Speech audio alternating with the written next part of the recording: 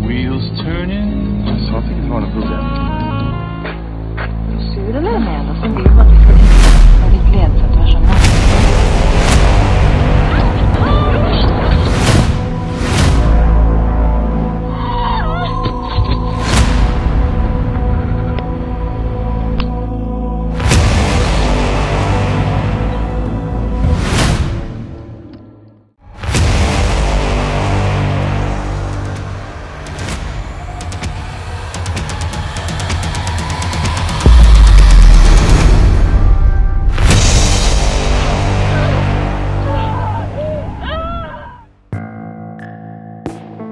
Cerita berawal dari pelarian seorang turis lokal yang sedang dikejar oleh komplotan pemburu.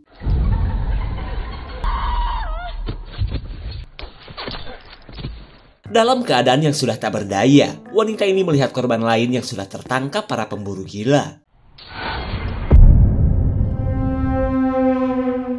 Di keesokan harinya, kita beralih ke sekelompok pemuda yang berencana untuk mendaki gunung. Meskipun sudah berjam-jam OTW sampai bool terasa dempak, mereka tetap happy karena liburan ini sudah jauh-jauh hari mereka rencanakan.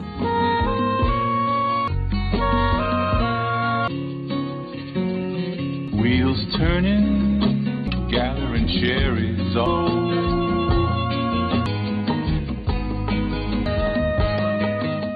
Tak kuat menahan dorongan di barang pecah belahnya, wanita yang bernama Camilla mencari toilet cap kebon untuk ngompol. Sementara yang lain menunggu sembari mengecek lokasi pendakian menggunakan peta.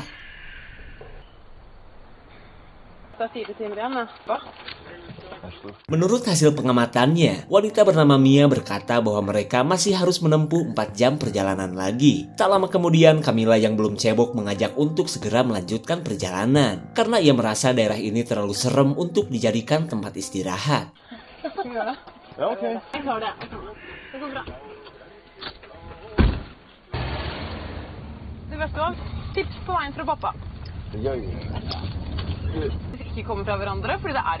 Di tengah keseruan mereka, Mia dan yang lain sebenarnya bersedih karena Camilla atau biasa dipanggil Kemi akan berkuliah di luar negeri. Mereka pun berharap liburan terakhir ini bisa selalu dikenang meskipun mereka sudah berpisah.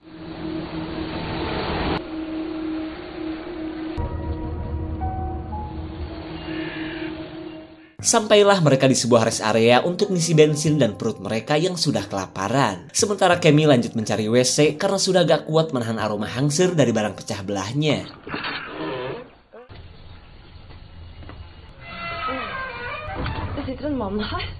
Kemi auto heran melihat seorang pria dengan pose boker tapi diam-diam baik. Apalagi orang ini tidak merespon saat Kemi terus bertanya kepadanya.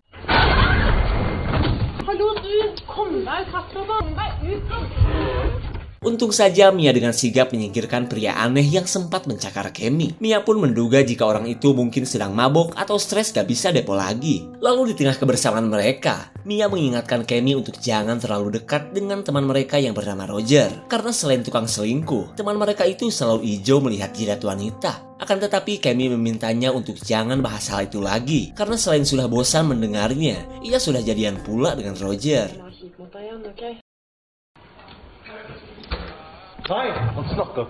Roger terlihat emosi saat Om-Om Burik menarik tangan Kemi gara-gara ngasih tahu dompet yang terjatuh. Bahkan orang ini terus ngata-ngatain mereka yang merupakan pendatang dari kota. Berkat bantuan penjaga kafe, si Gondrong pun akhirnya menjadi jinak. Hingga Kemi dan teman-temannya merasa lega meskipun nafsu makan mereka sudah menghilang. Lalu tak lama kemudian, perhatian mereka tertuju kepada seorang pengunjung yang terlihat ketakutan. Entah apa yang sebenarnya terjadi. Yang pasti Roger terlihat kesal saat Mia meledeknya karena dianggap jelalatan kepada wanita asing itu. Sur eller? Nå med oss en bil var det hyggelig. Var ditt ledsätt var som oss. Jag sa att det inte var något problem. Kemi berusaha menenangkan pacarnya atas bacotan Mia yang bermulut paralon. Ia pun gak mau jika sampai kebersamaan mereka jadi kaku gara-gara hal sepele. Dan ya demi Neng Camilla, Babang Roger akan berusaha tetap menyenangkan di hadapan teman-temannya. Lalu ketika mereka kembali ke kafe, wanita asing tadi mendatangi Roger untuk meminta tumpangan. Dan karena memang satu arah, Roger pun memberitahu teman-temannya bahwa mereka punya penumpang baru. Sebagai pemilik mobil, Mia jelas protes akan sikap Roger yang sok kondektur baik hati. Tapi ya karena sudah terlanjur, hancur. Mia tidak bisa berbuat banyak selain memberi tumpangan kepada wanita bernama Renat itu.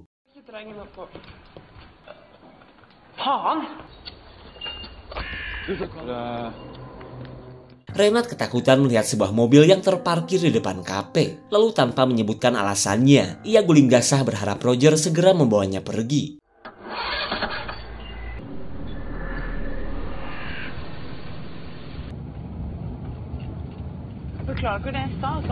Bukannya menjawab pertanyaan Mia, Renat malah pelangak-pelongo seperti orang kena mentol. Lalu untuk mencairkan suasana, Camilla menyetel musik viral di tahun 70-an. Musik så är den värsta dritten.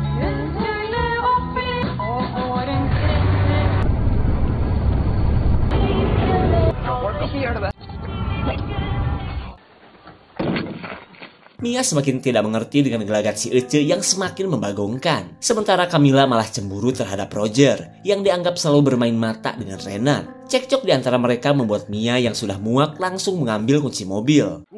Det är min bil. Kom igen då. Är du tøff nå, eller be meg? Roger tidak habis pikir akan kelakuan Mia yang malah membuang kunci mobil ke semak-semak. Lalu tiba-tiba Renat memberitahu bahwa orang-orang yang tadi kini sedang mendatangi mereka. Sambil ketakutan ia pun menceritakan jika orang-orang itu telah menculik suaminya. Mendengar kabar tersebut mereka pun akhirnya mengerti kenapa Renat ketakutan saat berada di kafe. Kemudian pria bernama Jorgen mengajak Mia untuk ikut mencari kunci mobil. Karena bagaimanapun juga mereka harus segera lapor polisi.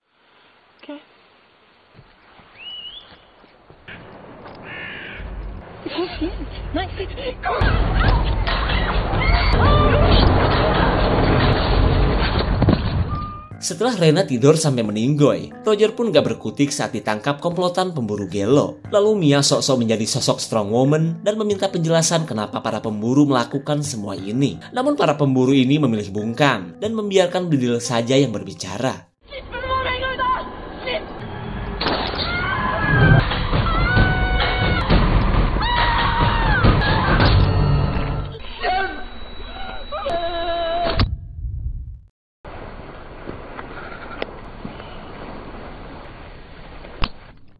Singkat cerita, Cammy dan Roger tersadar saat mereka sudah disekap di tengah hutan. Terlihat mereka pun tak bisa menahan kesedihan saat teringat dengan kematian Mia yang mengerikan. Lalu Cammy dan Roger berusaha menyadarkan Jorgen untuk segera kabur dari dalam hutan.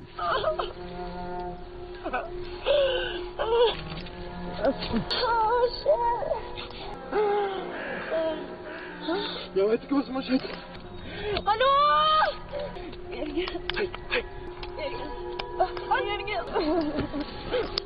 Setelah Jorgen berhasil terbebas, ia bingung harus pergi ke arah mana. Lalu tiba-tiba ia melihat seorang Sandra dalam kondisi memprihatinkan. Mengetahui hal tersebut, Roger menyuruh Cammy dan Jorgen untuk menunggu.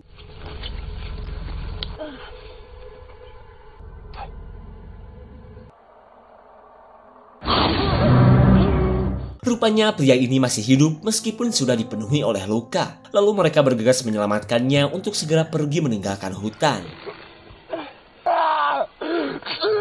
Sungguh tak disangka lidah pria malang ini sudah menghilang. Lalu di tengah kepanikan semua orang, mereka mendengar kedatangan para pemburu.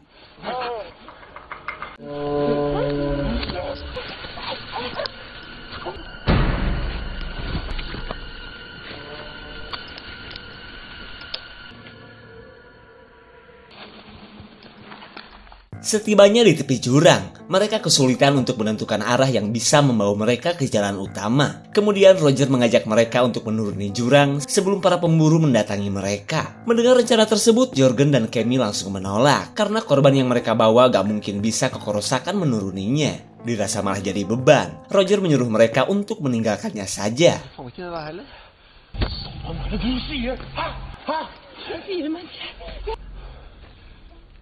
Karena malah baku hantam beda pendapat, Roger yang sudah muak akan mencari jalur turun sendirian.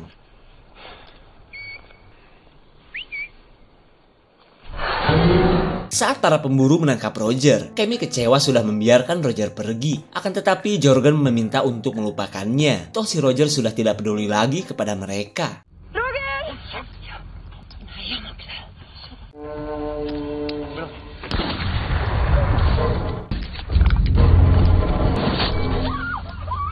Serangan para pemburu akhirnya membuat si korban tak berdaya. Kemudian Roger mengajak Cammy lanjut kabur saat para pemburu semakin mendekat.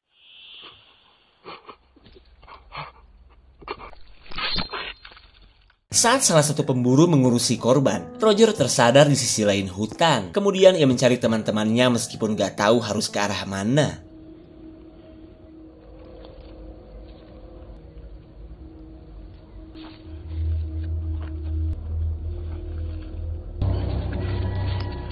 Setelah cukup jauh berlari, mereka yang sudah kelelahan merasa gak kuat jika harus terus kabur-kaburan seperti ini. Hingga mereka pun lanjut mencari tempat sembunyi sembari mengistirahatkan ceker masing-masing.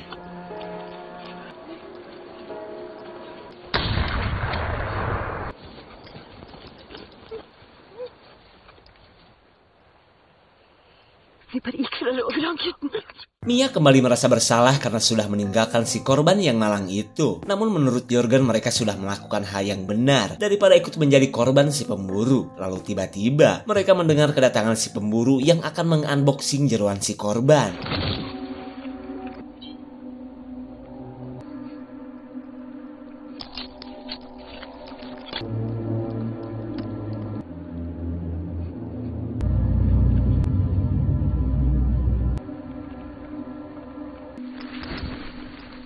Si pemburu sengaja membiarkan Cammy dan Jørgen karena akan membawa hasil buruan ke markasnya dulu. Lalu saat keadaan sudah terdengar aman, Cammy penasaran dengan apa yang baru saja dilakukan pemburu itu.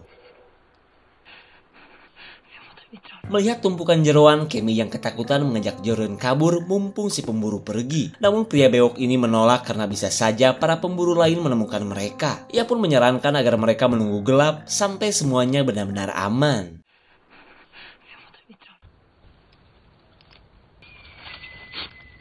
Roger yang masih mencari teman-temannya kembali mendengar siulan para pemburu yang sepertinya sedang berkomunikasi. Lalu tiba-tiba ia melihat tangan seseorang yang entah masih hidup, entah sudah meninggoy. Halo?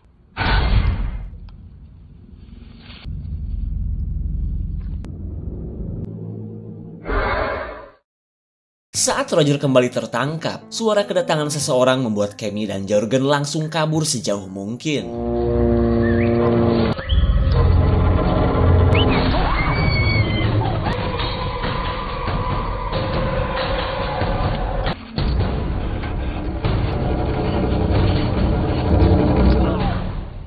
Sial sekali, pelarian Jørgen akhirnya terhenti setelah ia kebandring kawat berduri. Lalu ia berusaha melepaskan kawat yang melilit di tubuhnya saat para pemburu kian mendekat.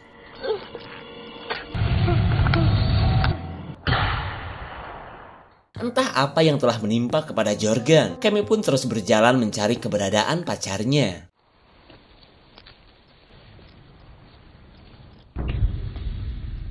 Melihat pemburu sedang mengikat Roger, Cammy gak sudi jika hanya berdiam diri dan melihat pacarnya digerepek pisau.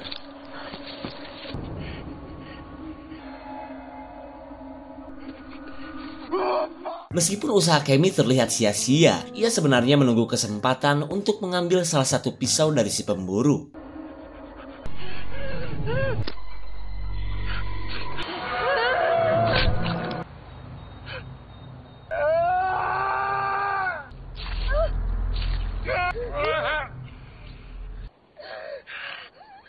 Satu dari 3 pemburu akhirnya berhasil Cammy habisi. Kemudian Roger menyuruh Cammy untuk segera melepaskan ikatannya. Tapi tiba-tiba kedatangan pemburu lain membuat Cammy benar-benar bingung. Dengan satu kali sabetan saja, Roger pun tewas seketika. Lalu si pemburu ini lanjut mengejar Cammy yang berhasil kabur.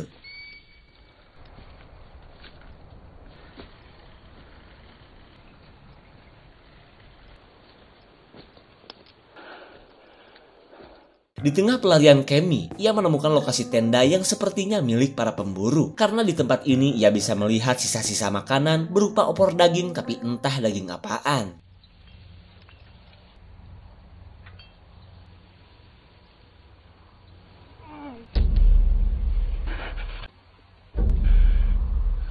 Saat Cammy sudah terpojok, ia tidak punya pilihan selain bersembunyi di lokasi camp. Lanjut, ia pun bersembunyi meskipun harus di samping sesosok jasad. Namun dari semua yang ia lihat, Cammy sadar bahwa para pemburu itu adalah komplotan kanibil pemangsa manusia.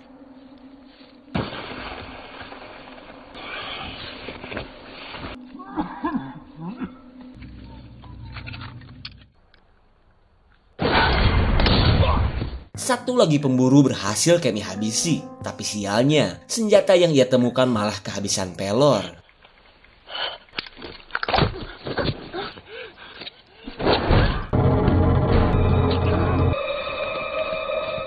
Setelah melukai si pemburu terakhir, Kemi menemukan seseorang yang sepertinya adalah Jorgen.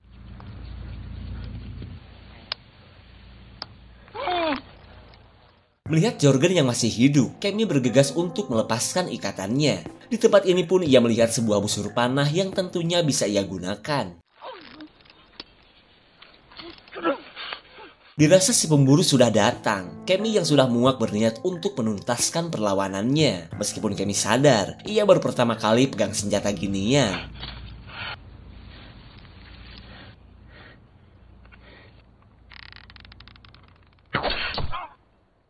Tepat di jantungnya si pemburu pun ngajungkel oleh serangan Kemi. Dan tiba saatnya, Kemi akan menyelesaikan pembalasannya.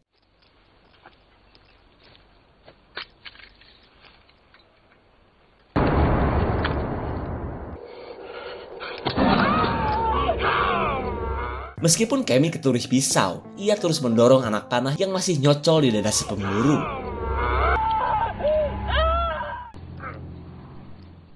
Akhirnya Kemi berhasil menumpas komplotan pemburu yang telah menghabisi pacar dan temannya. Kemudian ia lanjut menyelamatkan Jorgen yang masih duduk pasrah di bawah pohon.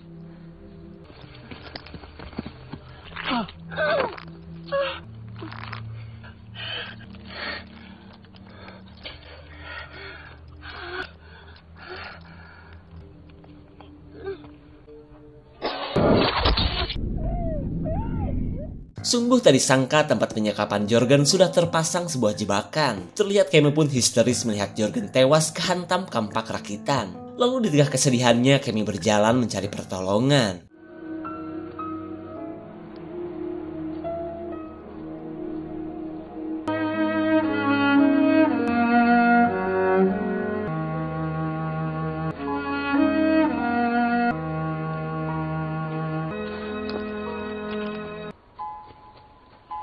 Akhirnya Kemi menemukan jalan yang sejak tadi ia cari. Tak sampai di situ, ia pun seolah punya harapan selamat saat melihat kedatangan sebuah mobil. Dan ternyata wanita baik ini adalah si penjaga kafe yang baik hati. Tapi apa kalian yakin wanita ini akan menyelamatkan Kemi?